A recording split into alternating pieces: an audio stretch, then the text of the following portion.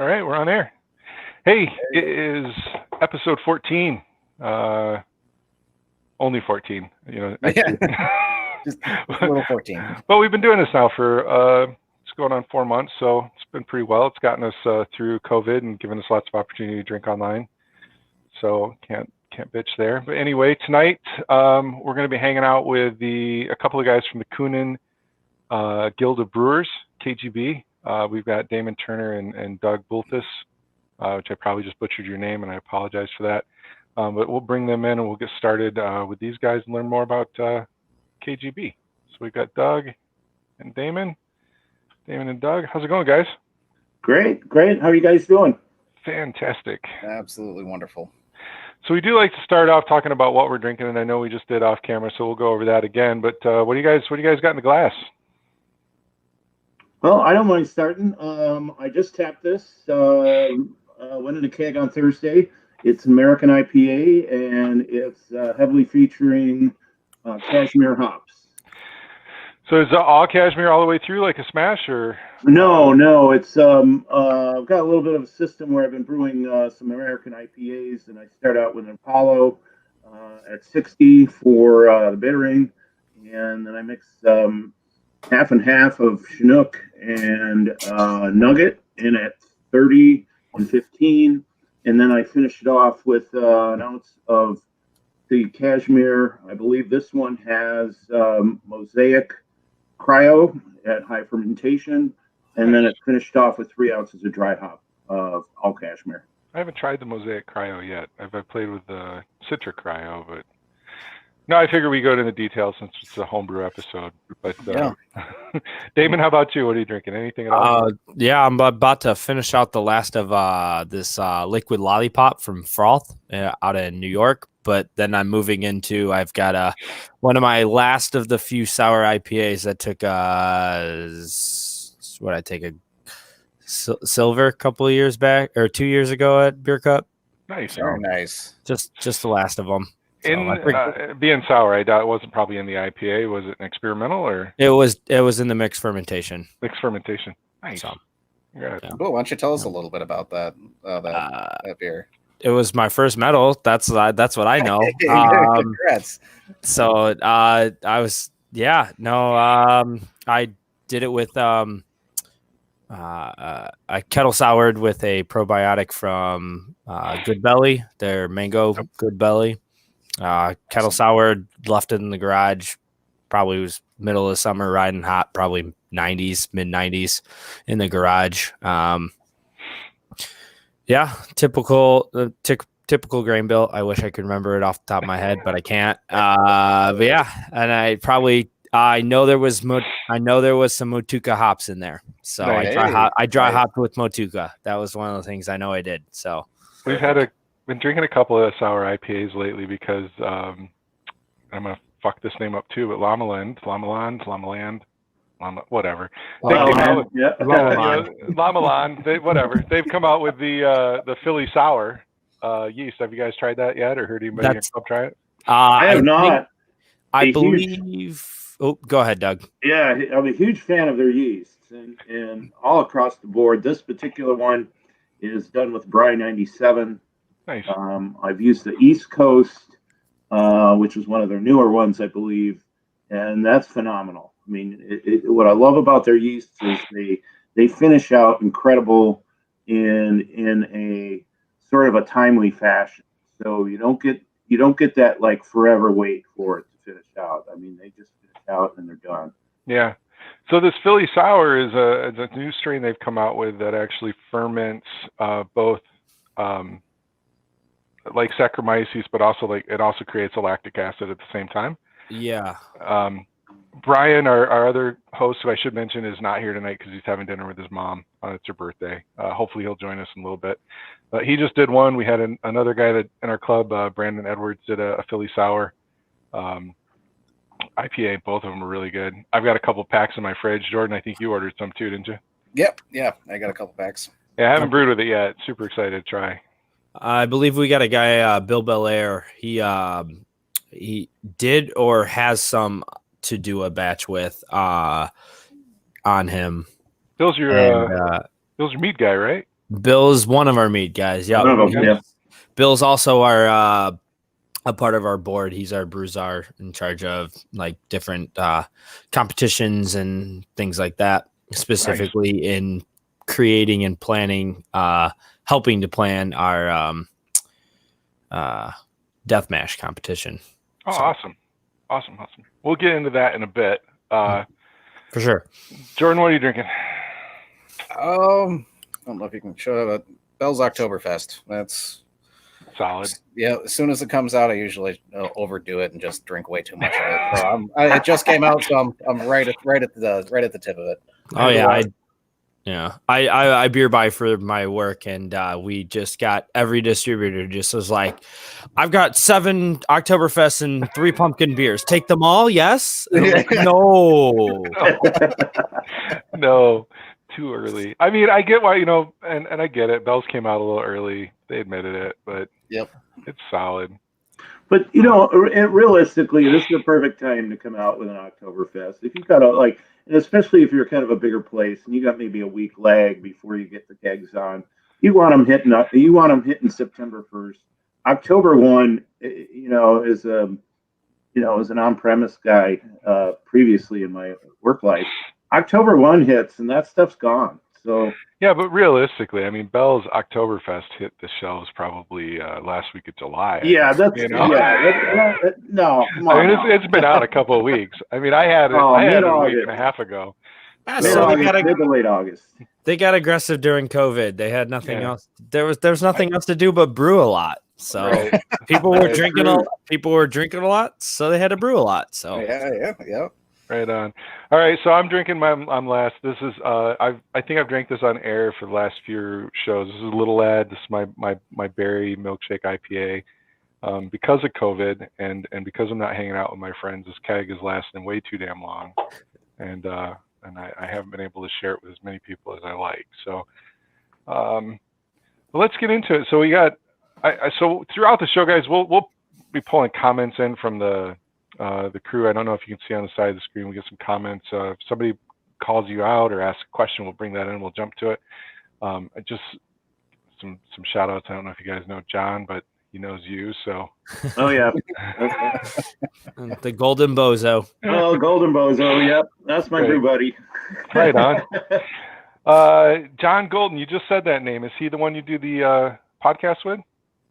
He is a member of the podcast. Yep. Okay, so we'll cover that real quick. So Doug, it's great to have you on, but you just told me you have 174 episodes of a podcast called Beer Nuts. The Beer Nuts, yep, 170. We were originally located on the east side of Detroit, over in St. Clair Shores. We used to work out of a studio when we first started. We were scripted. We have evolved or devolved into different members in and out. We've had interviews with brewers.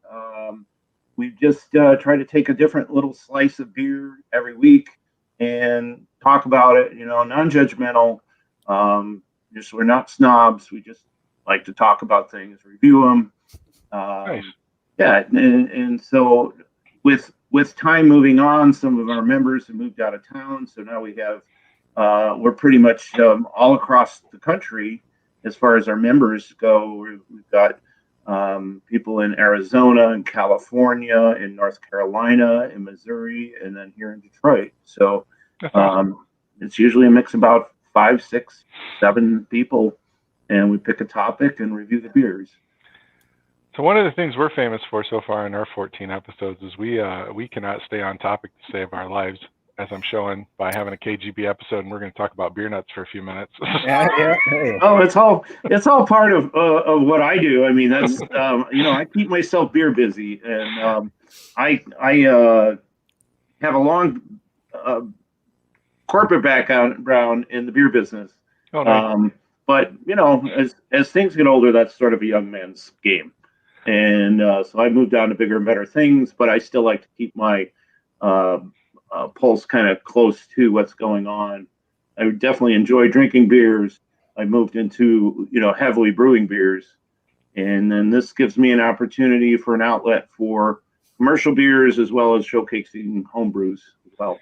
Yeah, so that we started Michigan Brews, really Jordan, Brian, and I, because we're bored and COVID, and we missed each other and hanging out and drinking beer, and we're really targeted more of just the beer community or brewing community in Michigan in general. You know, we're going from home brewers to pro brewers to competitions. I'm going to hit up Nikki one of these days and get her on here, hopefully, to talk about Beer Cup.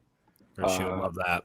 Surprise, Nikki. Oh, yeah. I know you're listening because you just commented or tagged something, so I'll reach out. But yeah, just as a way to stay in touch. You know, we started going to Michigan Homebrew Fest 5 years ago, I think.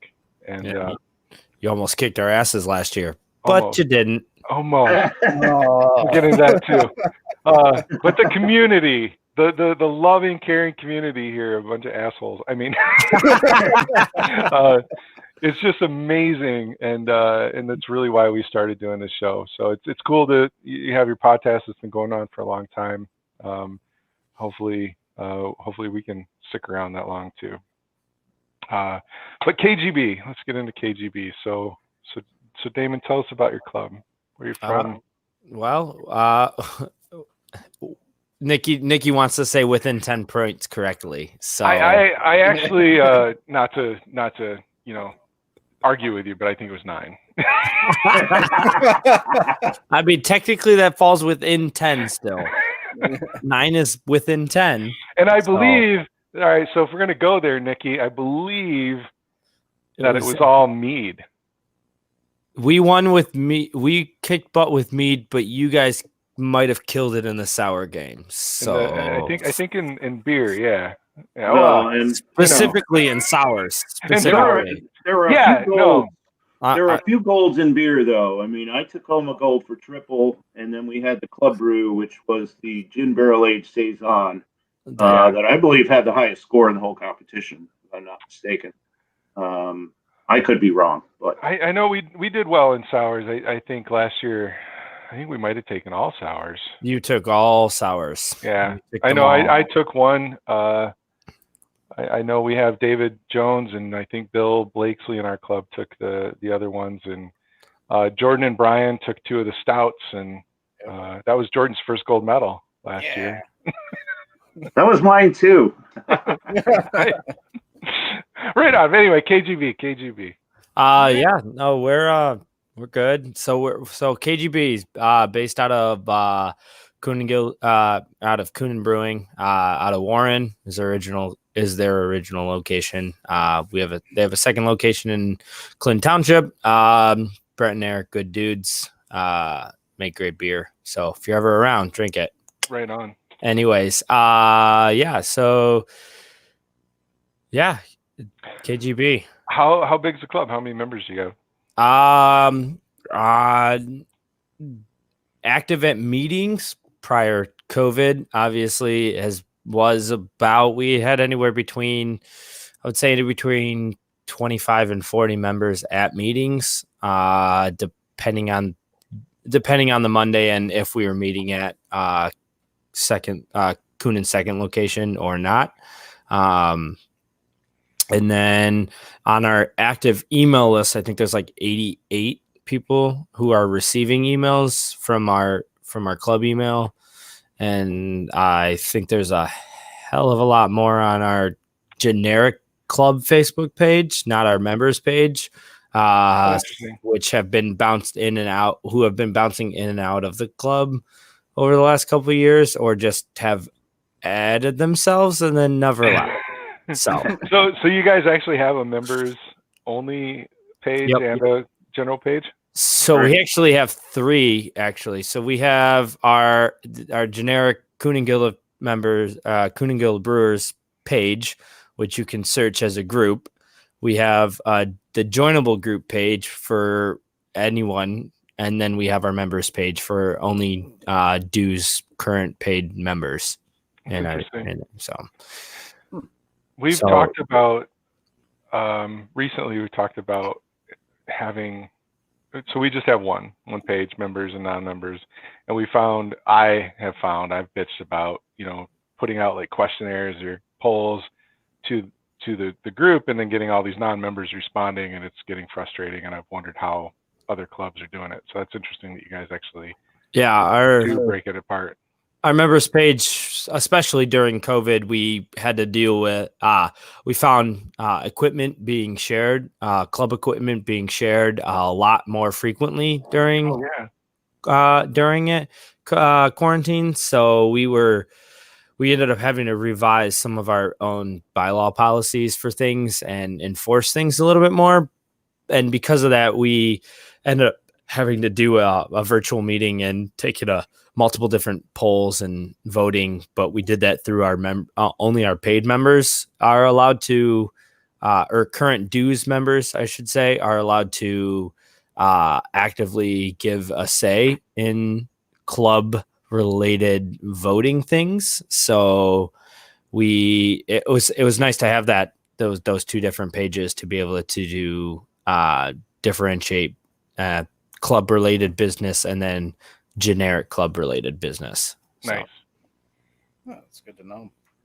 Yeah, it works out well. I mean, we get people who post to both, especially people especially those who were once members of the club who haven't paid dues in a couple of years and then all of a sudden are selling off some of their equipment, are posting to the generic one, or people who are just who are new to the club but haven't paid dues yet. Especially in the last couple months, we've had a lot of new interest in the club, but we haven't had actual like public meetings, I should say, in the last couple months. So we haven't had new members actually show up and or pay dues yet. So they're not a part of our members page just yet.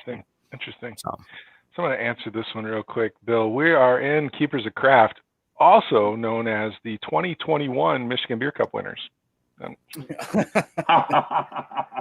Either they needed a free year from quarantine, so because they still wouldn't have been at 2020. Oh man, right? Everybody, I really we joked with a couple of people about buying like 2020 medals. It said like COVID beer champion or whatever, and just selling them out, maybe raising charity or selling them for charity. Everybody. Yeah, I think that's a genius idea. Just stand out on a corner and sell 2020 participation trophies. That's participation trophies. I was here. I won the medal for my my couch. My couch owes me multiple things. So, but it's like we all of that national beer that got destroyed and or some sites got turned into hand sanitizer. Yeah. I know our site and Cleveland did. So yeah, Cleveland did. It was painful. It was painful for one of those entries when you have limited and then you send it in and all of a sudden you find out it's being turned into hand sanitizer. You're like, oh, we do. You're kind of like, no, not that one. We had a member that had never really entered competitions before. So part of my role in Keepers of Craft is competition coordinator and trying to encourage people to participate in competitions and and I say submit everything. Oh yeah. But I talked one of these guys into submitting some mead, and it was like last bottles of this 5-6-year-old mead that he had, and he submitted it to Indianapolis, and it got turned into hand sanitizer. And that was heartbreaking. I'm like, actually, Larry, if you are watching, I think I still owe you $40, buddy. Sorry. But yeah, no, it's been a terrible year. And I signed up to help Nikki organize the beer cup on the east side this year, and I got really excited about working with the different breweries around here and trying to drum up some more support for Michigan Beer Cup. And then COVID hit, and it all just went to shit. So really looking forward to next year and getting back on track and get back into hopefully kicking your guys' ass. No offense. Yeah, there we go. So a couple of us did get into there's the Brewers of South Suburbia in Illinois, and that was my introduction into home brewing, by the way, in the 90s. They go way back, and I had several friends in there and introduced me to home brewing, and I got started a little bit there, and I lived in a small apartment in Chicago, and that just wasn't going to work for home brewing, and so I kind of backed out of it a little bit, got back in a few years later. But a couple of years back, a few of us entered into the Brewers of South Suburbia competition and did fairly well. And that I got my first medal out of there, and that one's called the Charlie York Cup. I have a little bit of soft spot in my heart for the Charlie York Cup because Charlie Orr was my boss, and he ran this, was one of the first all craft beer bars in Chicagoland area. And that's all he did. And Larry Bell would drive in a van and bring kegs, and Greg Hall would bring up kegs out of Goose Island. And it was a different world back then as far as craft beer goes. I always kind of kept my pulse on home brewing, and it's that particular competition I really enjoy getting involved in. So we had the start of it. I believe I dropped my entries off in February or early March, and then those got turned into hand sanitizer. They just did a reboot with a much lower pared down competition. So I got 2 entries in that. John Golden, who you saw type in there, he's got 2 entries in that. So I'm looking forward to just getting one in this year. It's been a hard road just watching all this stuff go by the wayside and all these beers we brewed. So we had over here in Grand Rapids and the Kent County Library do a competition earlier in the year they call it K-Dale, and the Kent District Area Library something. And so you have to brew a beer that's got a literary theme or a literary reference, and you have to submit it and actually tie it to a book. And a few of us entered, from keepers, and 2 of us won. And so the prize, there's 4 winners, and the 4 winners get to brew at 4 different breweries that participate in Grand Rapids. And so we won right before COVID. Me and Brandon Edwards, I think I won Railtown, and he won Gravel Bottom Brewing. And then COVID hit, and the breweries have pretty much shut down, and we haven't heard from any of the breweries. And it's like, I understand, I haven't even reached out to them yet to be like, when are you gonna brew my beer? Oh man, yeah. I had a similar situation with 4 Leaf up in Clare. I didn't take first, but they weren't allowing.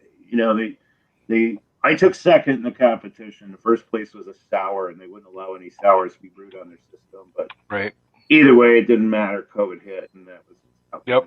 COVID is totally jacked up. So, how have you guys been staying together during COVID? Oh, so the first 2 meetings, the first 2 months of COVID, we actually, when everything was still shut down and not even like limiting any sort of groups together. So we did a virtual brew together. We all brewed an English brown ale, whatever recipe we chose for that on a Saturday or Sunday morning. I can't remember. Yeah, it was Saturday, the big brew day. In May. Yeah. Yep. So back on Big Brew Day, we actually held our meeting a couple days early. Typically we're on Mondays at 7:30, right about when this started, on the first Monday of the month. But we held a couple days early to brew together on Big Brew Day. We held a Zoom call all together, and a lot of us brewed and hung out and just had a very non any sort of information forward meeting at all. The following month, we actually did a lot of voting we had an actual voting meeting and and just hung out and drank together on Zoom and did another virtual meeting. And then as soon as she allowed groups together outside in Michigan, in Doug's backyard, we got together. There were only, I think, 13 of us that ended up showing up, and we got together there. And then we've been outside at K2 one month, and then we were back at Doug's this past meeting outside. And I think we maxed out at the first month. We maxed out at about 13 people. Everyone's been kind of like posting in and saying, but most people have been keeping their distance still. The next one, I think we might sit live in. We haven't sat live on a virtual Zoom in a couple months. And I think the next one we do, regardless of people gather together, distance wise, outside, I think we're also going to hold a Zoom call. It'd be nice to see some people that haven't been able to get out of their house, because I know a couple of our members, specifically Aaron Malberg, who he just had a kid recently during all this. Right. And so obviously he's not been able to get out, because a young one's going to keep you regardless. But yeah, Jordan, when was Charlie? Charlie's like 3 months old now. Yeah, 3 months old. So yeah, I had a kid just at the beginning of all this too. Yeah. So I can definitely identify with this struggle. And plus, everybody's got so much. As much time as we all say we have on our hands, there's still a lot going on for a lot of us, and it's still hard to make that decision to pull the trigger to go see somebody you haven't seen this entire time in 4 months. So, right. For those of us, I work in the restaurant industry, so I'm constantly surrounded by people, and I know how to. I would like to say I know how to do it very well distance wise, but so for the few of us that feel comfortable, we've still been gathering, obviously outside, because that's the only place we're allowed to do so that we can maintain our distance and everything, and follow all the rules and protocols and everything that everybody says to do. So you're talking about your next meeting being a hybrid, like in person and Zoom? Yeah, I think we're gonna try to do that. I know in October we normally would have, or late September or early October, we would have our chili cook-off coming up. I think we're gonna try to, us as officers, if you're listening, I was gonna reach out sometime this week. We're gonna have to figure out how to still run forward with our chili cook-off, because that's usually one of our biggest fundraisers for the year for us as a club. Plus, it's always a good time, and and I got to win first this year. I haven't even placed in the last 3 years, so I mean, I've been working on it all year long on the chili. So I'm coming for everybody. Nice. So, I hear you. I feel the same way, and just to backtrack a little bit, Zooming and brewing is a bit awkward. Actually, so Nikki said that too. Awkward virtual brew days. Yeah. I could sign in, but after that, all bets are off. I'm busy. We did a virtual Big Brew Day too, and it was okay. And then I was going to talk about homebrew exchanges with Nikki. What Nikki brought up with homebrew exchanges, we did the same thing. I think what we did with our Big Brew Day beer is everybody that participated in that got together in a parking lot where they could be socially distanced, and then they got to trade those beers. I participated in Big Brew Day, but I couldn't make the homebrew exchange. But I will say I've had a lot of beers show up on my porch. I've done a bunch of beer deliveries, so are you guys doing that? Are you trying to, obviously Nikki says beer exchanges and stuff. Yeah. It's definitely an open possibility. There's a lot of conversation on the site. So somebody's saying, I got 4 beers. What do you got? It swirls around and it gets around quick. Yeah, we've got people, especially anytime, like I said, we've had a lot of club owned equipment being bounced around from member to member, and I think pretty much every time a club equipment changes hands, there's also a trade of at least a couple beers in that whole thing that's happening every time.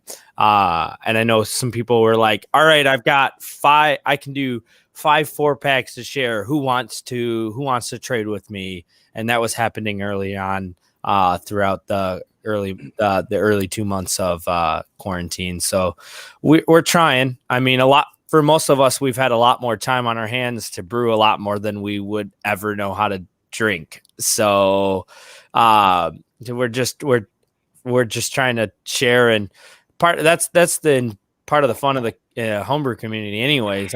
It's nice to brew your own stuff, but part of it is like I want to give my own stuff away because then I can A, brew more, which is part of the passion, and B, then I get to trade and drink somebody else's passion at the same time. I'm giving my stuff away, and they're giving me good stuff, and I'm giving them good stuff. So, yeah, I just bothered Brian to see if he was on. There was a Facebook group here in Kalamazoo called Jordan, you remember what it was called? Kalamazoo Beer Fairies or Oh yeah, it was. Yeah, with beer fairies. Yep. something like that. Yeah, and you just sign up on Facebook. You'd be like, it was in that, in the Kalamazoo area, and you could just sign up and be like, I got homebrew or this beer, or I'm down, and somebody would show up and leave a 6-pack on your doorstep. And so I didn't get to participate in it too much. Brian was big on it.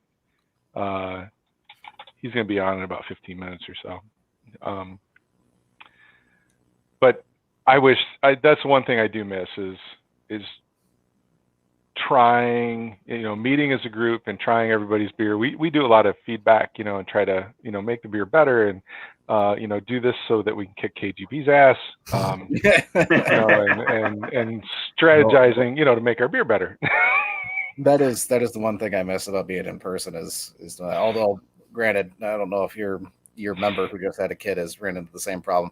I just still learning to be a dad and a parent. Like haven't had as much time to brew. I think in the past 4 months I've brewed like 3 times or so. It's like this is his third kid. Yeah, Aaron's number 1. This is his third kid. Right. So he's by number 3, you're letting him play out in the backyard on his own. Yeah, 2 months. He's got baby gate, so he brews off a picnic table. His setup is he's got a tier off on top of the picnic table, and he's got that typical baby gate all the way around the picnic table. So he lets his brew go, or he's got a brewer's edge, and he just brews in the basement, and he just blocks off, I think, that section of the basement. But yeah, for the most part, his kids are nowhere near, or they're running around crazy while he's inside of the gate, rolling around. So, his other 2 boys are they're getting there. So see, I'm heading up north in 2 days to drop my youngest off at college. And how far up north? Michigan Tech, all the way. Okay. Oh wow. All the way, yep. All the way. Yeah. And then Jordan just starting. What's that? Just starting. Sorry, you saw me swatting it, so I caught a mosquito. I don't know how I got in the basement, but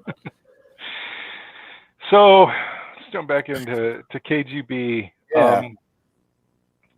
I don't know if did we cover like what your positions are in the club and what that entails? We did not. I am the current president, and I'm the current vice president. So Doug and I work very closely hand in hand together, overseeing operations of the club in very boiled down terms, I should say. Yeah, there's a lot going on, especially this year. It's a new challenge in general to deal with. So our officers board has faced a lot more communication and challenges that I'm not sure other officers have faced in the past. As far as all of us are always online together, it seems like at the same time. So communication is almost instantaneous for a lot of us. So that's kind of cool and kind of intense at the same time because there's so many conversations that happen really, really fast. And if you don't catch it, you look back and you're like, oh, I missed 20 messages. Holy crap. And so, well, Nikki says you guys have been doing great. So I appreciate it, Nikki. We're trying. But yeah, so like I said, Doug and I work very closely, hand in hand, in just directing the club. The rest of we have a 6-person officers board, if I can think correctly. I'm being told yes. Duke's in the room with me, by the way. All right. So I personally have been very lucky to succeed Duke as in presidency, because I also happen to see him all the time because he's my father. So that's kind of convenient. Nice. So, I gotcha. so kind of convenient on that one. It's he's a legacy. So. Yeah. Do you guys do term limits or anything like that on your officers? We do. Yes. two term limits per position. So Interesting. Duke termed himself out in presidency and decided to sit back and watch the ride. Nice. And I had 1 year in secretary, and then nobody else really felt. I mean, not nobody. I shouldn't say nobody, but I got kind of like moved into the, hey, you should run for president, and I went, okay. And then of course this last year has been a whirlwind, because not only have I been, I got promoted twice at work inside of this time frame already. Do you also work for your dad? No. Oh, okay. Then David, it's out. No nepotism. No, I do not work for him. But I got promoted twice at work inside of that, on top of managing a new relationship, moving into a house, and now COVID on top of that. Wow. So then they just threw president on top of all of that shit. Yeah. Too. Yep. Nice. So it's been a fun ride, but and no, for the record, Duke's right. He's not the one who pushed me. Bob Hart is the one who really gave me that tip over the edge. So, well, I was making fun of David because he's our president, and this is this guy, and we don't have term limits, and I think we've elected him for life. So, a few of our presidents, I'm sure, have been glad we have had term limits, specifically like Steve Smallenberg. I'm sure Duke and Gary Marshall both probably could have been nominated and or elected for life. So I'm sure both of them are glad that we have term limits, because I'm sure Gary would not be doing would not have potentially opened Cadillac if he was elected for life for presidency. So. Nice. And it keeps things fresh, and it gets some new ideas in. We've had a lot of changes this year, changes to bylaws, changes to how we've approached our club competitions, our inter-club competitions, which unfortunately that's sort of gone by the wayside with not being able to really hold those in the way that we would prefer.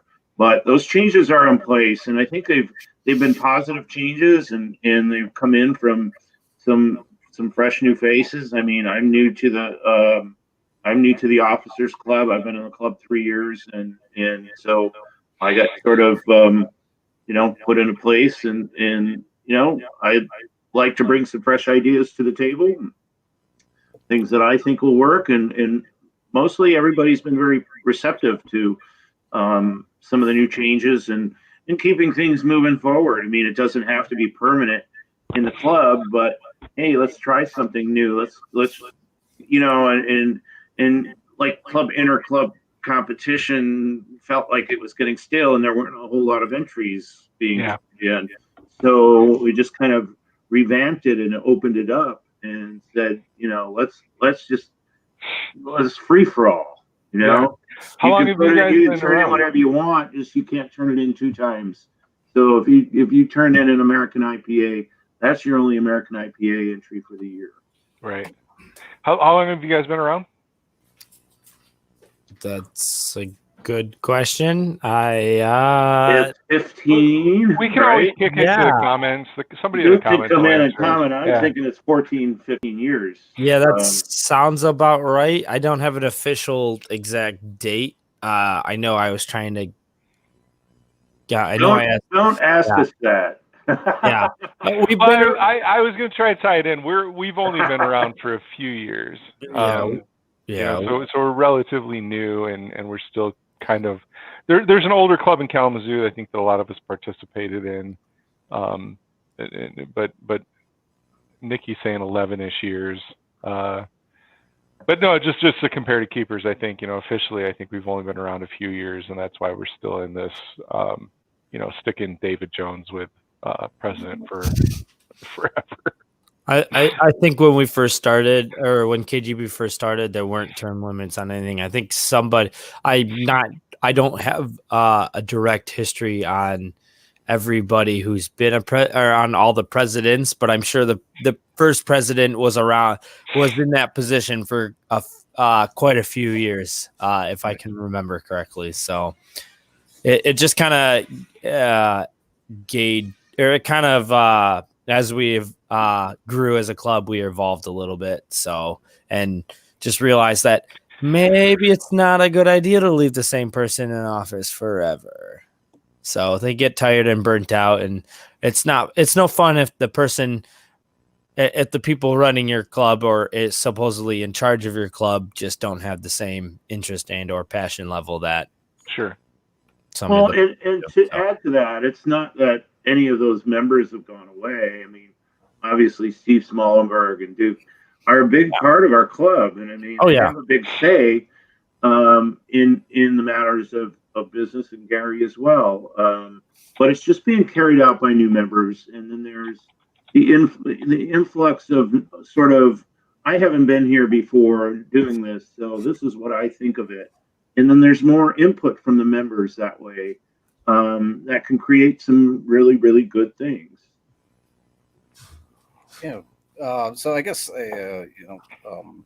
on that, what do you guys do to keep your members engaged or keep things fun while still at the same time educational, keep that knowledge bowl rolling? Well, before COVID hit, we normally set up and we do some sort of topic. We had been doing a topic discussion each meeting. I know we had a representative from Fermentus come in and talk about talk about the dry yeasts. We've had Mike and Barry, who are shout out to Trax Fuel that's coming around. Yeah, I'm gonna plug that. That's fine. That's coming around, but we've had them come on and talk about mead making. We've had Bob Hart come on, and well, I say come on, but stand at the front of our meeting and talk about kombucha making. One of our members, Brian Geisler, just got married. He also talked. He did how to do a closed transfer, and he came up and did a whole presentation on that for closed transfers and no oxygen. So we just kind of choose. It's usually, I know prior to me, Duke was doing kind of creating a 12-month list of either if we're going to do a pairing, or if somebody's coming on a talk, or if we're going to have a guest come and speak for us. And so we're kind of doing, we kind of had that, he had that set up. And so I had a plan, but we all know COVID and 2020 kind of took that in a totally different direction. So we're playing by the wayside right now. So that's kind of how we ended up doing, or how we have that set up. And with that, I know a lot of our later months are usually, we do a chocolate and beer pairing, where we specifically bring chocolate to pair with one of our homebrews. And we do, we've done other we've done a cheese and beer pairing, or cheese pairing in general, because we have a lot of members who make mead and wine. So, and cheese still pairs with those. So we have we do that kind of thing. Yeah. So we try to do some sort of educational point, at least, or discussion based at each of our meetings. We've even done taken that a step further. So Steve Mullenberg has held a water chemistry class on a Saturday for for just a select member or select group who signed up to want to get more interest or more knowledge on how to like enhance their water chemistry. So I like the idea of pairings. I know Nikki just mentioned dessert pairings, and you said chocolate and cheese. And I know at Keepers, we try to write, some presentations. I've done a presentation on, brewing for competitions, and Brian's done a yeast presentation. And David, just this past week, last week we did, this weekend, whatever. Days are all running together. David Jones, our president, did a fermented foods presentation, that he wrote. But I like the idea of pairings and pairing food with our beers, and that's a really cool idea. I hope that we can get back to that once we're out of COVID. Yeah. But no, I mean, I'm interested. I know I've been asked, and I think Brian has, to speak at other clubs, around here, to do, like Brian did his yeast presentation for another club, South County Homebrew, and Drew Jacobs, one of our other members, did a mead presentation for them. We should get in touch about doing maybe some guest Zoom presentations. And see, I don't think we've had anybody outright do a kombucha presentation at Keepers. Be interested to see that. I think that's talked about it once. I think that's a great idea to trade off in that regard. And then when things open up, I know I travel a lot for work, and I'm in all kinds of different places. Oh, absolutely. At any given time. So, I mean, I might even be able to sit on a meeting on you guys if that were all right. And, absolutely. Give a talk about whatever I do, in regard to brewing. Yeah. I've got some good size,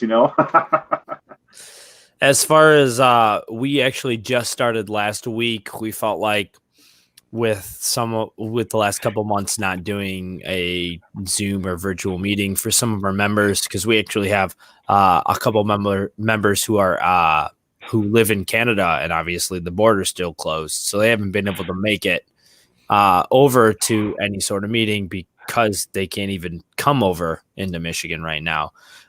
So we just started last week doing we've been posing topics on our members page and threads to keep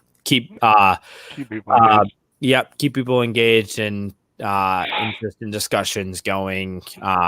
We talked about what's our go-to recipe or go-to brew to always do, and we're going to start keeping. We actually, with that, decided to keep a file of all of those just for new members who might want to try or to brew a tried and true recipe out of the club. That's a good idea. That is a good idea. Yeah. I take no credit for that at all. No. I don't know, Jason. Did you want to clarify that name? Drew Doster. He's not watching. So earlier I said Drew Jacobs did a media presentation. That is a country music star. No. Who I don't even watch. I don't even know why I said that fucking name. Drew Doster is our member. He wasn't actually watching. You could have let that go, Jordan. Because I think he's still camping in the out in the wilderness. Earlier. Did he? God damn it! All right, Drew. I'm sorry. I thought he did. Shit, he did. Maybe I'm crazy. Yeah, there it is. Yep. Drew Doster. Drew Doster, who happens to be in the process of opening Doster Brewing Company in Vicksburg, Michigan. So nice.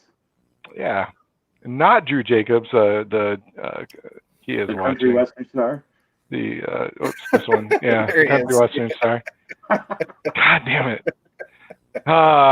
Anyway, I'm drunk. It's all good. So what do you guys do for club competitions? Do you guys have anything internal that you do to keep the members engaged? Doug, you take this away. I'm going to grab another beer. Yeah, all right. You take the next one. I'll go get I just need another beer. We've just revised our club competition. What we had been doing is we had a style calendar And then 4 times a year, you would hit the style calendar and brew whatever was on that style calendar. Well, we started noticing that the participation was dwindling and dwindling. And I know myself, like thinking, I'm getting ready for a beer competition. These aren't styles that I'm really strong at. So I'm going to focus on what I'm strong at. And so a few of us got together and just came up with some, sort of brainstormed and said, let's do this. Let's just set our competition as a competition. So it's no different than, say, if we were doing a BJCP competition where it's wide open, right? We get 4 times a year. You get 2 entries per, so it's 8 times. You got 8 beers for the year. You pick a style, you enter it. You can't repeat that style through the rest of the year. So you have an opportunity to brew 8 different styles of beer and turn them into the club club competitions. And I mean that the response to when I presented the idea was overwhelming. People were just like thrilled to see it. And then unfortunately, this all kind of came about on us and sort of ruined our party in a way. But moving forward, I still think that's a great way to go. Yeah, I like that. It's a way, like if you say you take an historic style that nobody's doing or nobody's even heard of, and you introduce somebody to it, and they happen to think that they like the beer, and it's just a way to get a whole bunch of other beers out and about. I just thought it kind of opened things up to what is reality when it comes to a beer competition. You pick and choose. You're not told. I get there's some fun things you can do, like sort of a chopped basket of a competition. You want to do that on the side for fun, stuff like that. And MHF has done it. Where you've got like tomato and whatever. I mean, just goofy stuff. That's there, and that's what MHF is for, I think. But solidifying your skills in a BJCP environment, it brings everybody up to another level with their brewing. Oh yeah, and you get beginners that say, "Well, can I put lavender in my brown ale?" And you're like, "Yeah, you can, but you're gonna fall on your face if you enter that in a competition." Yeah, no, it's right. You're singing my song, because what I preach to my club is to get everybody to enter their beers in BJCP competitions, to get that feedback too. You're not going to get any better feedback than unbiased judges, ripping your beer apart. I always say, it's like if I drink one of Brian's beers, I'm always going to tell him it's good beer because I like him. Don't lie. But it's 90% of the time it's shit. And there it is. Thanks for joining us, Brian. Yeah, hi to you too. Yeah, How was dinner? You had to ask, and I wanted to come on and have like a quip ready and be like, "Oh, I had better shit to do than come on and smack talk about who we're gonna, win the beer cup next year." But since you're so kind, as to ask, it was a wonderful dinner. Thank you. Side note, y'all needed the extra year anyways, so yeah. Nice. We didn't get any worse, and we're not sitting on our laurels. So hey, if anything, the sours I was starting to brew to try to kick your ass in that category to take it back are only going to be better in a year anyway. So that's true. And on the same note, we've really rallied the mead army to come and bring it to you guys. I know a lot of our members, and Brian's girlfriend is even getting into the game with the meads, and call it to Shayna. Is she laying on the floor this time, Brian? No, she's on the couch. Oh, okay, cool. Cool. So yeah, with the competitions, we tried. We tried doing I wanted to do 3 a year. I wanted to do something fun. We've done cereal beer competitions, and we've different goofy things.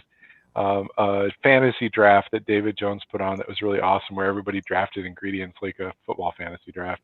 that sounds awesome.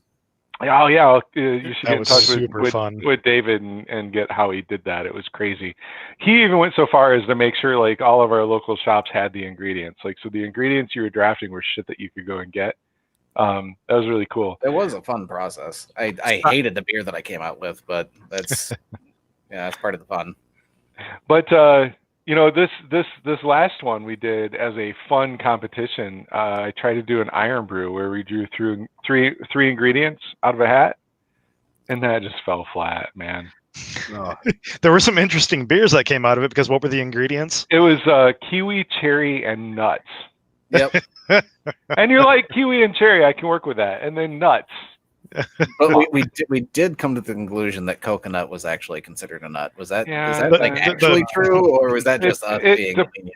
At least they Depends on were. what biologist you ask. I mean, I guess at least they were coconuts instead of these nuts. So These nuts. Well, We may have had a few of those. A few ER trips after trying to whirlpool or something. but yeah, no, we're at our next competition I'm trying to do one BJCP judged, members only, brew your best beer, whatever style you want, and we're going to try to find some judges to outside of the club that'll actually rate the beer and fill out the forms. I think the other nice thing about internal, I don't think Doug touched on it. I think the other nice thing about internal competitions is for those who have never helped judge a beer ever before, or who have very little experience in doing that, or don't necessarily feel comfortable offering their services up to judge at, like, say, Beer Cup or something. Mm-hmm.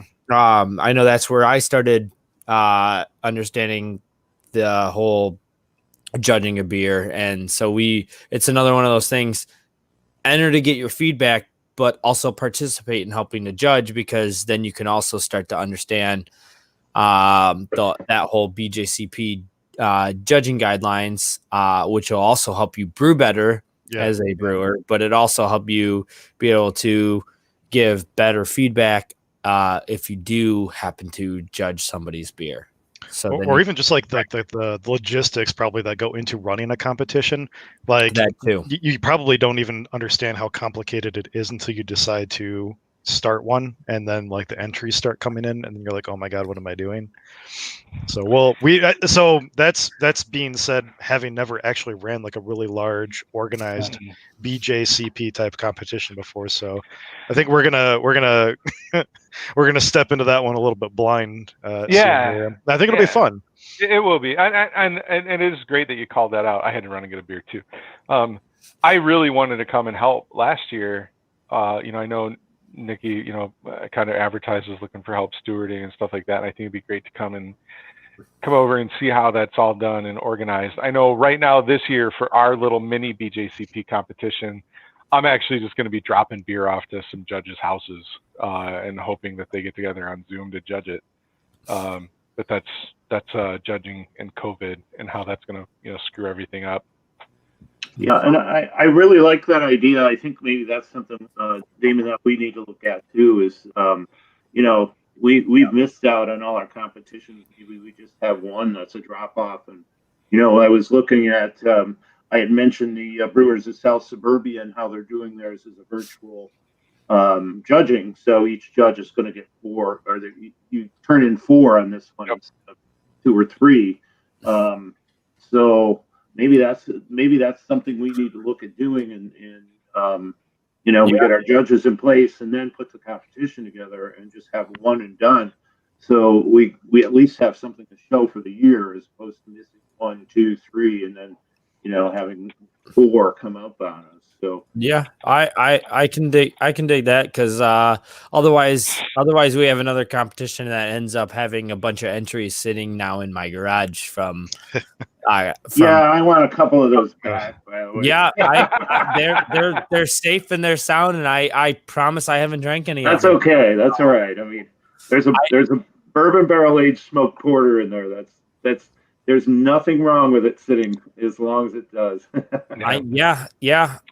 So, but that is how I was planning on doing the 4 bottles, and I I think I've started to advertise. I'm going to pick them up, or we'll find a drop-off spot in November, and then I'm just going to drive them, to the various judges' houses that I can find. I've only have one judge right now, so maybe I might have to drive over to Detroit and drop off some beer to you guys. We got a lot of people who I'm sure would not mind giving judgeable feedback. So that's awesome. Absolutely. Yeah, that's what I'm really looking forward to. I tell all of the members it's the feedback. One of the stories I have is on my coffee stout. I started in 7 years ago. I was scoring like 14, 15. It was shit beer. I think you were all the way up to like 20 last year. whoa. 44, asshole. You guys are ruthless. I love him. But no, it's because of that. It's my most metaled beer. It's my most judged beer. But I take all of that feedback. I take their comments about too astringent, too malt bitter, not enough balance or whatever. And I tweak that recipe every time and I rebrew it. And I've gotten it up into my most metaled beer, and it consistently kicks ass in most competitions. Not one with the KBGB, but that's okay. Didn't we sweep like Irish stout? Yeah, I was going to Are we say we actually do kick KGB's ass with that one, or our stouts in general. So that's okay. Yeah. That's all fun. Anyway, so what else do you do? So you've got your are you doing your 4 competitions this year? Are you still trying to do something? Is that why you have beer in your garage? No, so that actually was our meeting in March.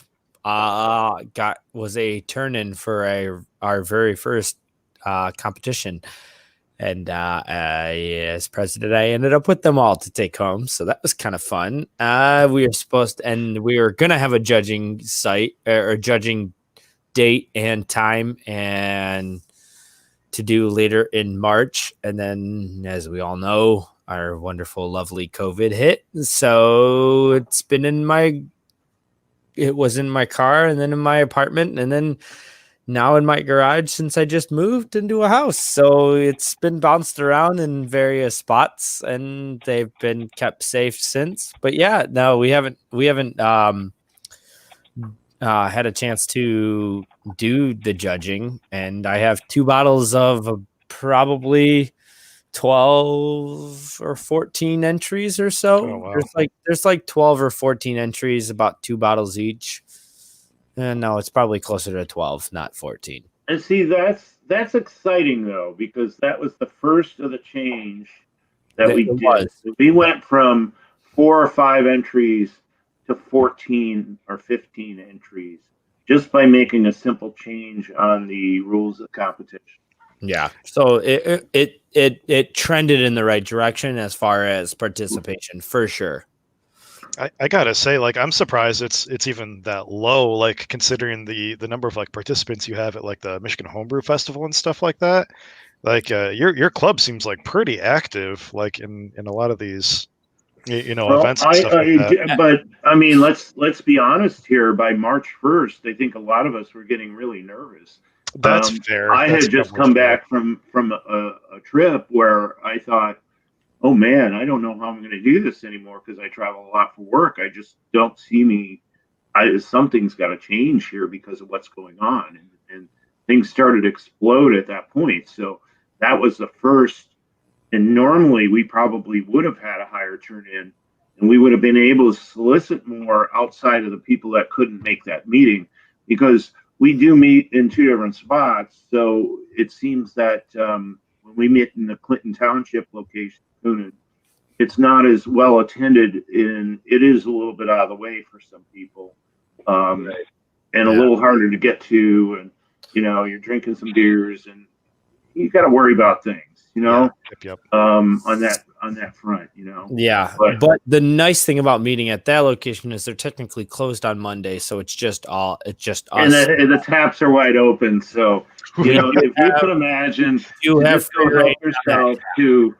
can help yourself to a bourbon barrel aged 4D in a pint glass, and you're going to be like, woohoo! Plus, we are supposed to be doing talk about another one of those educational side pieces. We're supposed to be having a distilling presentation at this particular meeting. Unfortunately, they had a shift in employment the week before that meeting, so that was not able to have happen. But we still meet every 3 months, or every 4 months we meet at K2 so their Clinton Township location. And so it's nice to have the place to ourselves to be able to do some of those larger presentations that we do. We had a couple of years back done a distilling presentation there. That's where we had our fermentous yeast presentation. We had a representative from then come out.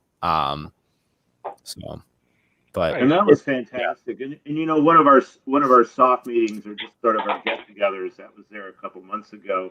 Mm-hmm. The guys had brought out a vodka that was made from Better Made potato chips. No, yeah. I mean, it was nuts, right? It was a little hot still, but because he had literally just cut it that day. So okay. But I mean, come on, who serves vodka made from potato chips? That's all. Yeah, that's so cool. Yeah. So go ahead, Brian. That was me. Oh no, I was gonna say they were doing. They've been doing some fun stuff over there too. So, but that's awesome. Brian brought up Homebrew Fest. We haven't really touched on Homebrew Fest yet, and yeah, look at that. Oh, yeah, that's a soft spot right now, so it's okay though. I know, you know, it's sad. It's we're supposed to be recovering right now.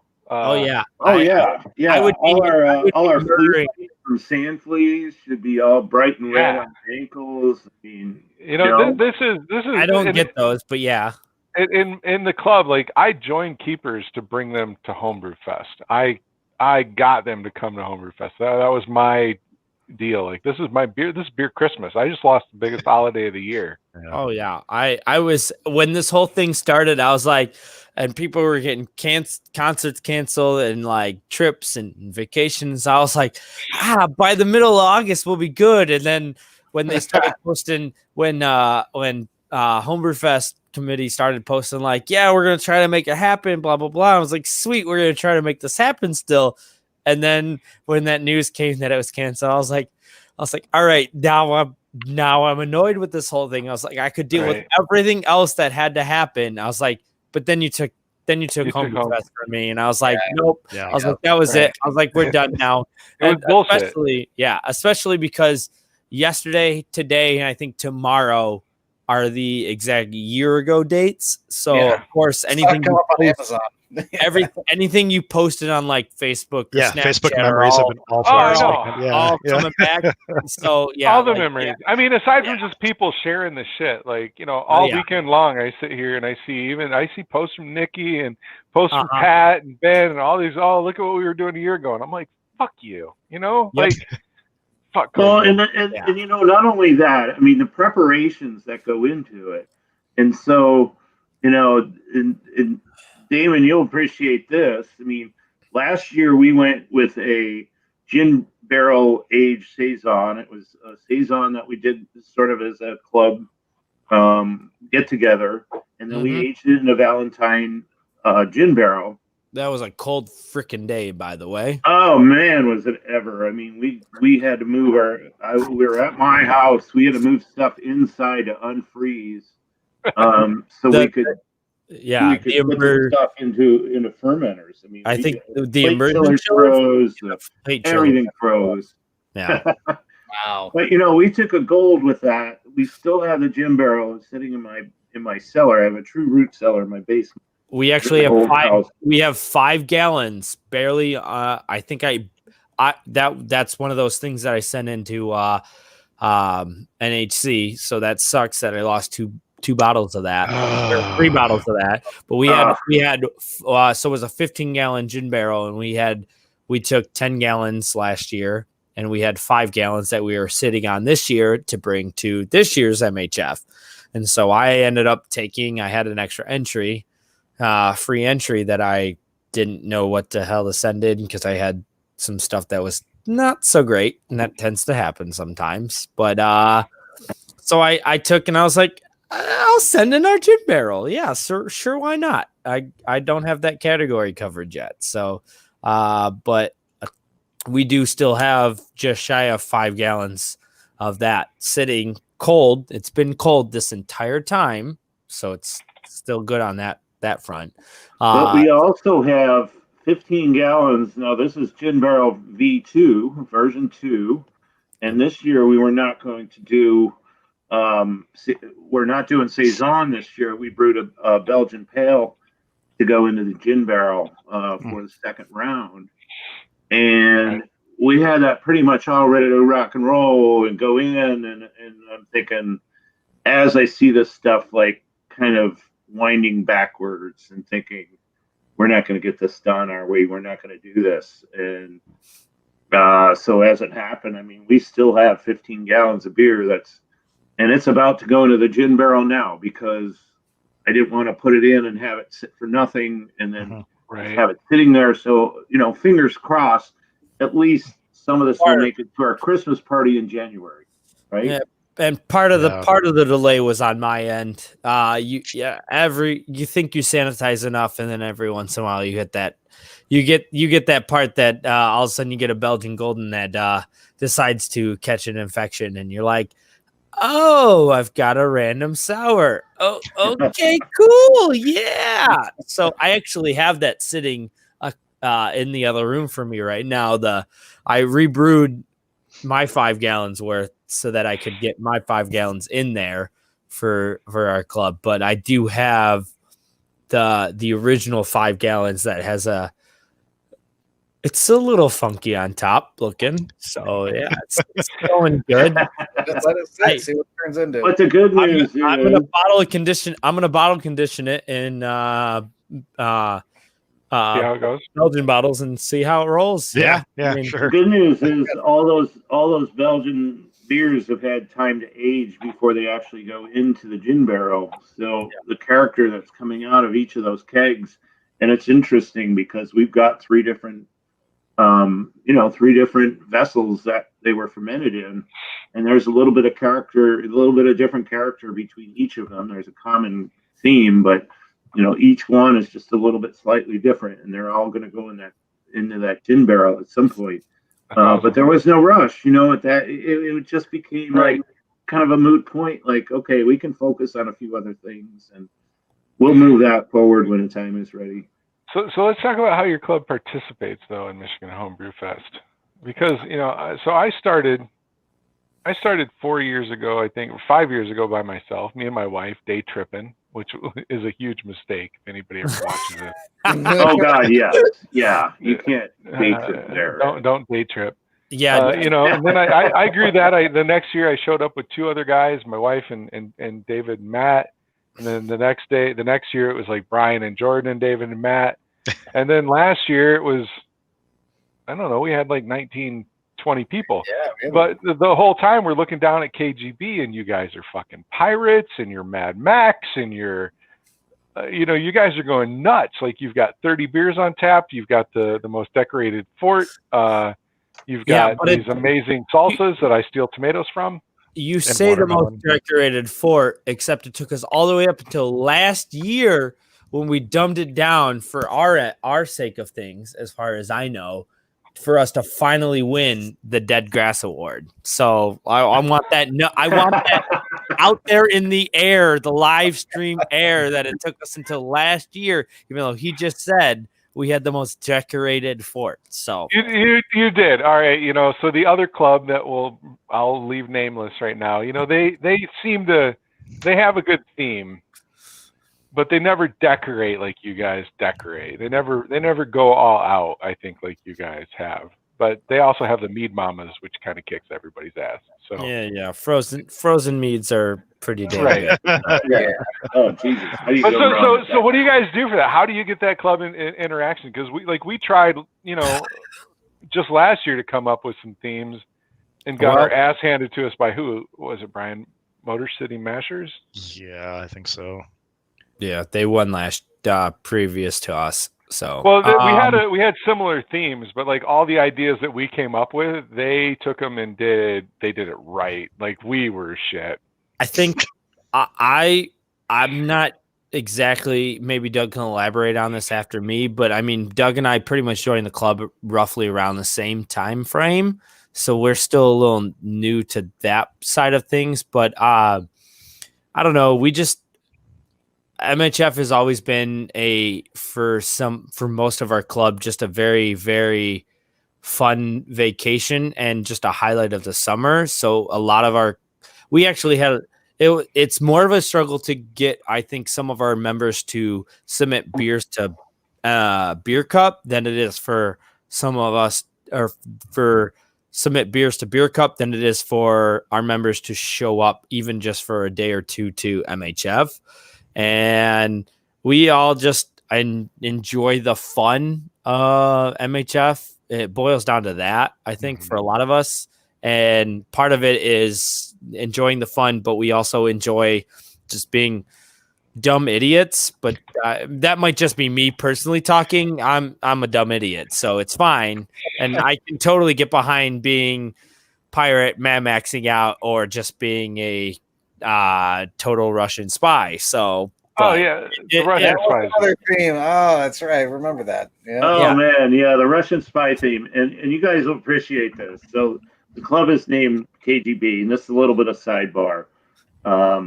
So we've got like online forums that people can fill out, and then we've got our Facebook page that people can hit. And one guy, I don't know, this is about a little bit over a month ago, some guy's trying to join our club who's actually a member of the real KGB. And we get every once he in a was while. working for Interpol out of the Netherlands as a KGB agent. And every once in a while it was funny. It seems to come across every once in a while that we get like some of our inquiry forms off our website that I can't even read because they're actually in legitimate Russian.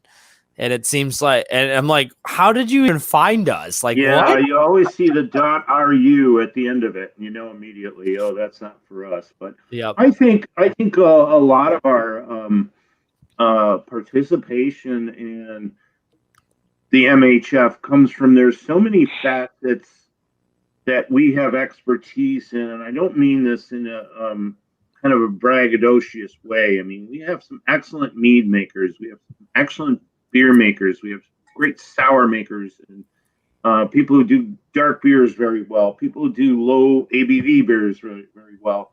I think it's that whole kind of thing there. Everybody comes together and it all fits together. So when you got a beer or two up on that tap board that might not be in the competition itself, that's every bit as much as important as having a beer in the competition.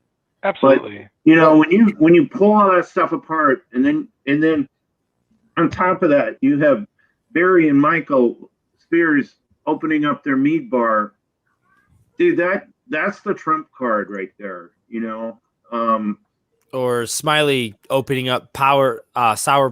Sour hour. And not just doing his own like sour stuff, because he does amazing stuff, but like bringing out commercial shit that he's been collecting for years and years and years, and just showcasing things that would bring people to our tent. And especially I think for us last year, the way we set it up more inclusive, as in far as in like, come hang out. There's spots for you to sit. There's space for you to hang out and be within our club boundaries. And I think that for us, we took it last year. That's the way we decided to take it, because we wanted that Dead Grass Award last year. We wanted it more than ever, to the point where we cared so much that we didn't care about it. And I don't care about Dead Grass yet. I just want that fucking cup from you motherfuckers. Work harder. How many like 7-gallon like SS Brewtech like fermenters does your club have now, or something? Like, wasn't that the award back in 2018? It's the same. It's the same. Does it get one, transferred around? Yep, it's the same one. That I didn't know.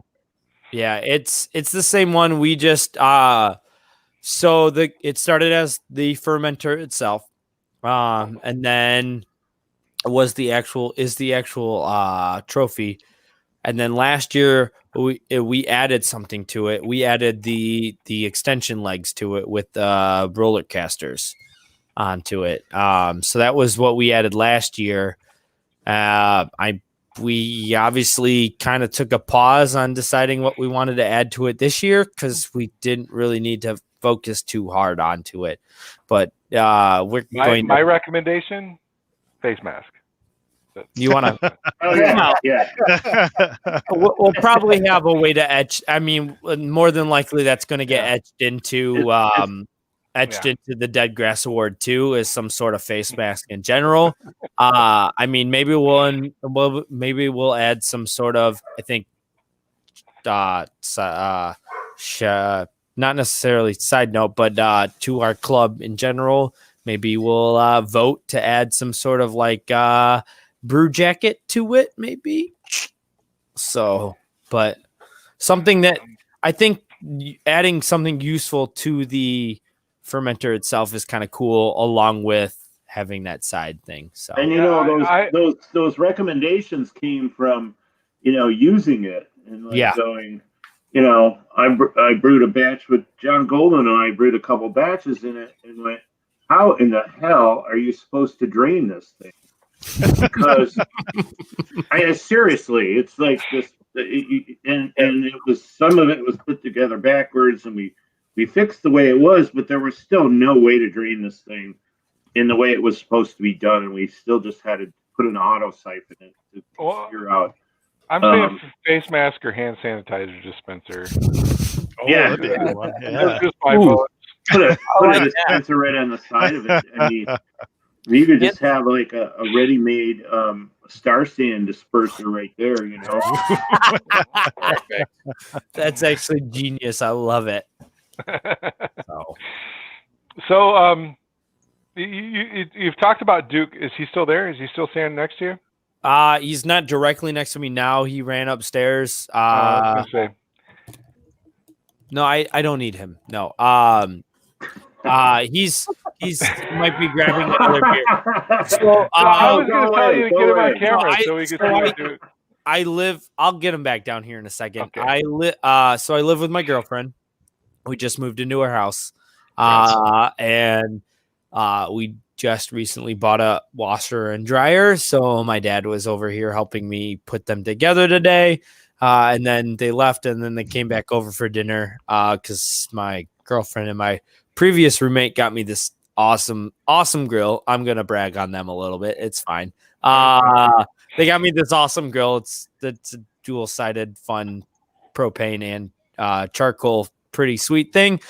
So I invited my parents back over for dinner because how often do you get to cook for your own parents around anymore? And instead you're getting drunk online. We already ate dinner. I made them steak. They totally understand, though. That's I made parents you have. I made steak and fruit salad and grilled peach slices. It was good. It was they got full and whatnot. He's been hanging down here watching the live on his own phone, so he's been fine drinking beer. He's fine. And my mom's been talking to my girlfriend. It's fine. That it's good. It's all good. Everything is all good. But I think he's upstairs getting another beer, or if not, getting ready to leave here soon because I think he has to work in the morning, which sucks because I don't. So yeah. But yeah, no, he's was around for a while. So who's the one that does the salsa up in your Steve Brokenshire. Oh, good. I haven't seen his name yet. Yeah, no, Steve. So Steve Brokenshire does the salsa and late night, and he does really, really good salsa. And he also is usually, prior to last year, I think last year was the first year he didn't enter in our chili competition, but he was also the one who won every year pretty much in the chili competition prior to last year. So Yeah. He's usually up there around the same time as like the meads are being opened up too, right? Does he Yep. have a lot to do with that Yeah, too? Then, or- Steve Bronkenshire is one of the mead people. One of the better mead people in our club, I Okay. should say. Okay. I tend to get drunk and steal produce, and I know Brian's got like pictures of me with some watermelon I ripped off from somebody last year. I think we have it as like a background for like. Do you? Yeah, Yeah. we do. We do somewhere. I've stolen tomato. Yeah, there's. It's hard to see, but that's me killing a watermelon at our bar. Oh, whole lot of Can me. we? All right. If we can make it go away. No, I can't. I don't know if we can make the. Yeah. It's just Jordan. There's a watermelon though there. I promise. We don't know. We think the watermelon might have come from your bar. We don't know.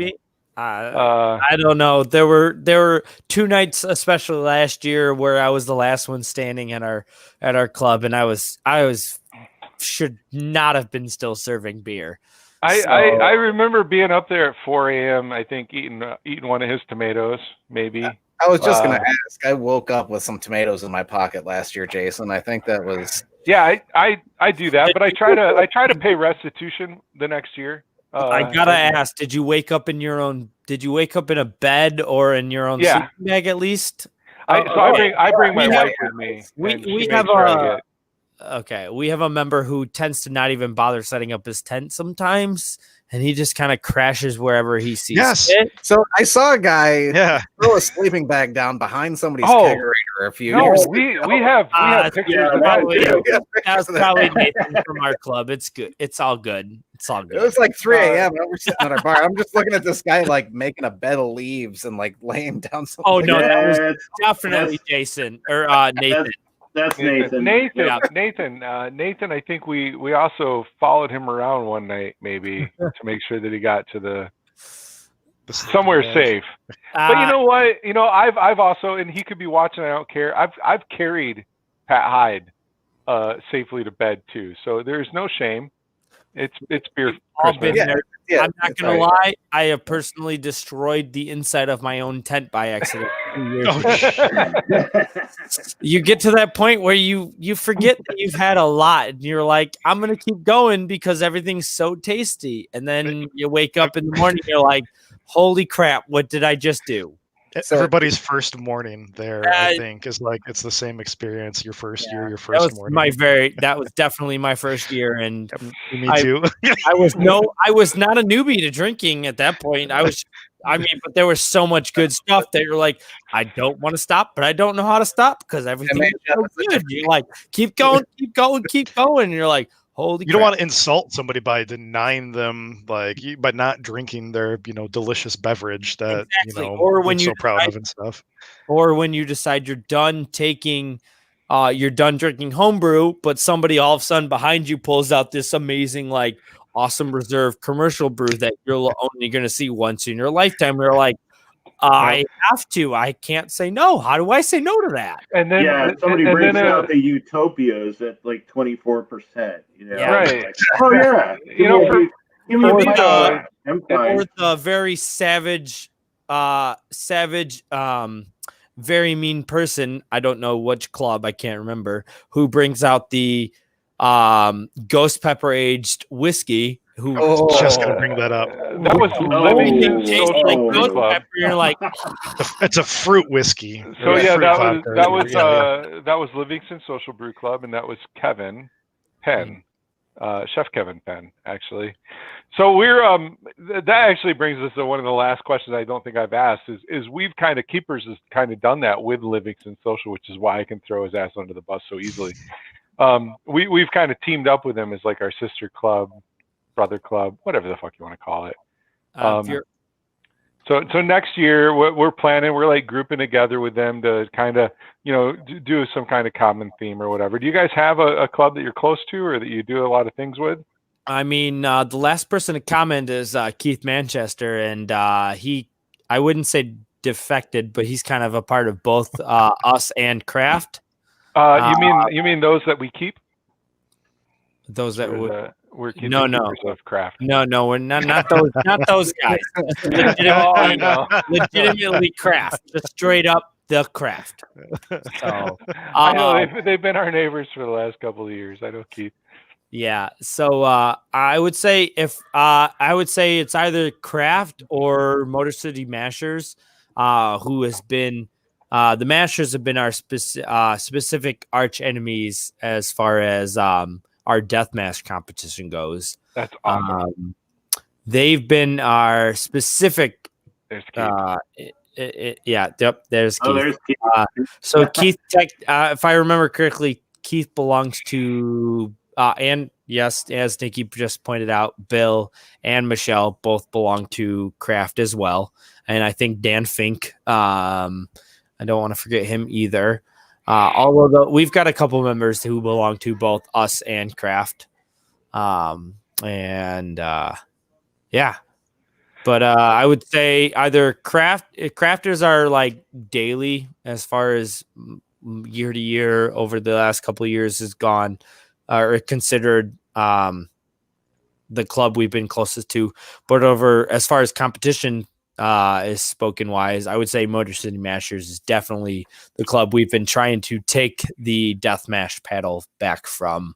That's and awesome. The club that we've been directly head to head with as far as as far as competition and things are considered or concerned.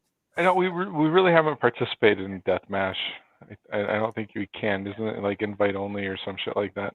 So it originated as a club to club competition with us and Kraft. Okay. It expanded between us, Kraft, and Mashers the second year, and then from there last year it expanded into us, Kraft, Mashers, AARBG, and Sons of Liberty. I think I got all. I think that's it on last year's, and it just kind of it was one of those things that us and Kraft started a couple of years back as a club to club head on kind of deal. And so many other clubs took interest in it, and people who were a part of multiple clubs. And then, so it kind of expanded from there. We try to keep it kind of local, I guess, but sure. You don't need some East Side Club coming in and fucking up your shit. I get it. But that's like I said, that's what Bill Belair, his position is mostly wrapped around the logistics and the planning and the preparation and the follow through of that particular competition. So Right. yeah, no, it's been a fun that competition's been fun, especially because we've been able to anybody within the area. Last year it was the final or the judgings was held at Supernatural Brewing out in California.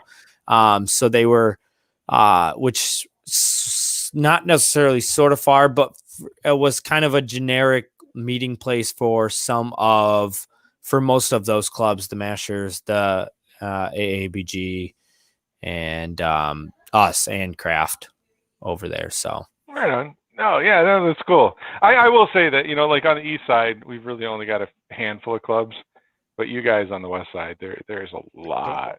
You have that. You have that backwards. Okay. No, we're on the west side. Sorry, right. Yep, you're on the west side. David's drunk enough with me. So on the west side, there it is. Yeah. God damn it. There we go. I think there's us, there's Club, there's Prime Time, technically South County, kind of. Yeah. So but you guys, there's like a dozen clubs over there. I was gonna say I think there's like Mashers, Kraft, KGB, AABG, Genesee, Yeah, Sons. I know I'm gonna be forgetting at least 2 or 3 others that are gonna be over there. Speaking of Duke, here is Duke. You're doing better than I would have. Oh, put him on camera. I got to see what he looks Duke, like. You got to be on camera. So there you go. He just Right handed me on. the I dog. do know him. All right. All right. You do know me. How's it going? Yeah, Flint area brewers. Anyways, I'm bringing him 3 different ciders. I've got a Mosaic dry hop cider. I have a dry English cider and a New England cider. So I was bringing him the samples that we were doing upstairs. That's awesome, man. I wish I had a proud dad bringing me booze. Well, it helps that it's a little painful that my own girlfriend has celiac, so she can't even. All the ciders. But it's also I've been able to actually reach out to a couple of guys and actually get pretty close to a couple of guys. One of which who's joined our club, Brian Newman, if you're going to be watching, who also has celiac, and he's an all gluten-free brewer. And so I actually I brewed many months ago an extract gluten-free brew, and then this past weekend I actually brewed my first all grain gluten-free brew. Awesome. And sorghum or quinoa or millet, pale millet, okay. some millet, some buckwheat, some flake quinoa, and some gluten-free oats. Nice. And all I gotta say to us regular brewers, holy shit, is our mash so much easier. That's all I gotta say. As a gluten-free brewer, brewing in that sort of thing, you have to deal with man-made enzymes, and your mash is usually on the lowest end of things. You can't even shorten shoddy it. Like your mash is 90 plus minutes in the mash alone. So you can't even forgive anything. So that was an interesting thing to deal with for the first time for that. And like I said, you have to add in so many other man-made enzymes into this that otherwise you just don't get the conversion rates that every other normal brewer would get. So my conversion came in so much under than I thought it was going to be, because you need those. So no, it's cool that you're doing it though. I've had a couple of gluten-free beers and it's neat. Yeah. Awesome. Are you actually using like straight enzymes, or can you use something like Beano or like something like that? So for this particular one, you need more than one enzyme. Apparently, you need at least 2 or 3. So the most common is Oneida, Oneada. I actually didn't use that one for this, and I should have, because it helps convert into that sugar way more. So there's the gluten-free grains need a cereal mash, which means you need to mash in at 190 degrees, unless you use a enzyme called Ceramix, which eliminates that cereal mash step, which means you can mash it at 125 for about like 60 minutes, and then you can bump up to 145, 150, which is normal mashing for the next hour after that. It like helps gelatinise it or something. Yeah, I'm not weird. I don't know. Yeah, I know nothing about this stuff. I'm not exactly sure the technical term behind it. I just know that I've been, since talking to our new member named Brian, he's kind of really opened my eyes to a lot of things, and I know I personally would love to make really good beer in that span of things, especially because that's all my girlfriend can drink. Yeah. So that's really cool for her to continue to experience the hobby and the passion with me for that. So that'd be cool. Yeah. So, and then there's one tetratol or tetratol. Anyways, yeah, you use Oneida and the T1 at the same time. That helps break down that sugar conversion and get you that better any efficiency. Yeah, yeah. But the Ceramix eliminates that 190 degree mash step. So cool. So that the mash in was so much longer, and the conversion rates are so much smaller than typical grain. So it was. There's our country music star Drew Droster talking about There he is. millet and sorghum. So That was like a traditional African lager, if I remember right, or something. So sorghum syrup is a lot more. Sorghum syrup is a lot. It's basically brewing an extract at that point in time. Things are considered the same as far as like it took. I brewed actually it ended up at MHF last year. I brewed a gluten-free sorghum extract IPA. Kind of tasted like super grapefruity. It was actually pretty good. Side note, it's the reason my girlfriend is my girlfriend right now because I won her over with it. So nice. That was pretty cool. And I don't think she's listening, so she's also. So it's all wasted. Wasted bragging right now. Yeah. It's as far as extract brewing on that considered, it was actually pretty similar. But as far as all grain, holy moly, I was not prepared for what was there. So, well, I put the link up. Brandon Edwards in our group posted a Facebook group and a web page that you can click on in the comments for some gluten-free recipes and wikis. That's pretty cool.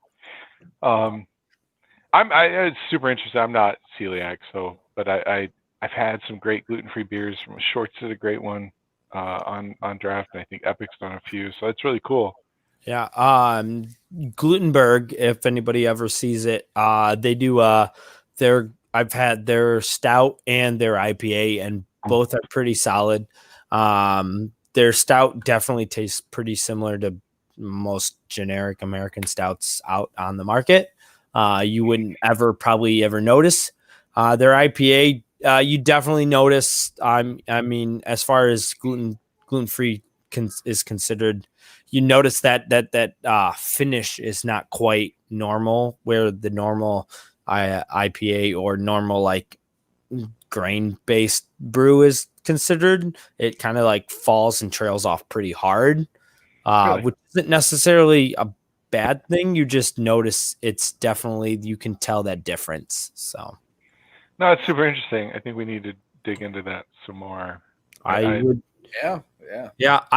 When this is all said and over with, I'll send you contact information for Brian. He's been pretty there's a whole Facebook group called Zero Tolerance Brewing, and it's all gluten-free, celiac, like totally, I was gonna say that might be the same shit. Yeah, it sounds like that link.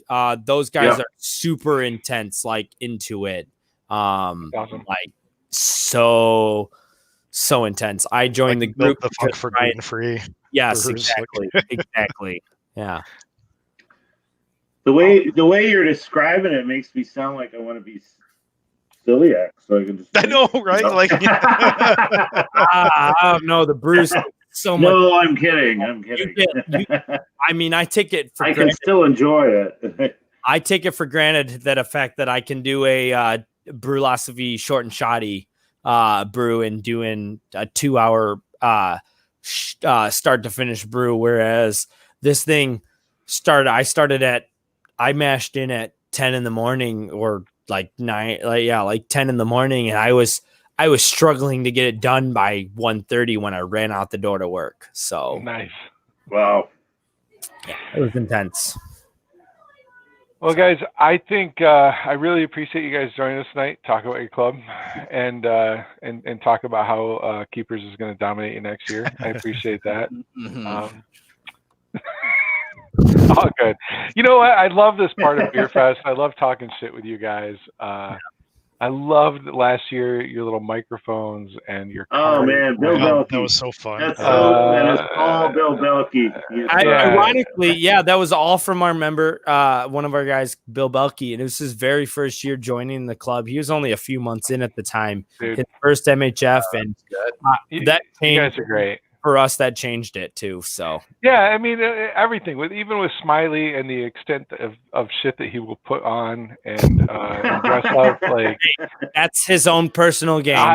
You know what? I love him all the same. I don't even want to know where that stuff comes from. You know, it's just like, dude, that's awesome, dude. I saw him chasing his kids around the park the other day. Happened to be showing up to go disc golf, and he was at the park playing with his kids. So that was kind of cool to just see him doing that. But yeah, no, you think he's a dad running around with 2 kids, and then what you see him wear at MHF, you're like, wow. Fishnets and mini skirts and whatever the hell happened. It's fantastic. No, it is my beer Christmas. I miss MHF. I miss you guys. I miss Craft, all the clubs, Livingston Social, Sons, all of them. This is a really bummer. I think the thing that COVID took the most from me was Beer Fest this year. So it was fun hanging out with you guys. For the people in our chat, Keith, I'd love to get you on to talk about Craft or whoever else in Craft wants to join. And Nikki, we'd love to talk about MHF. So hopefully you can join us on one of our future episodes. But for you guys, for KGB, thank you for hanging out with us for a couple hours and just shooting the shit. Really appreciate it. Cheers. Thanks for having us. Thank you. Thanks for having us. Cheers. So again, we'll be back next Monday with somebody. Hang out with Michigan Brews while we figure this shit out. It's only been 3 months. Take it easy. Okay, guys. Bye, guys. Thank you.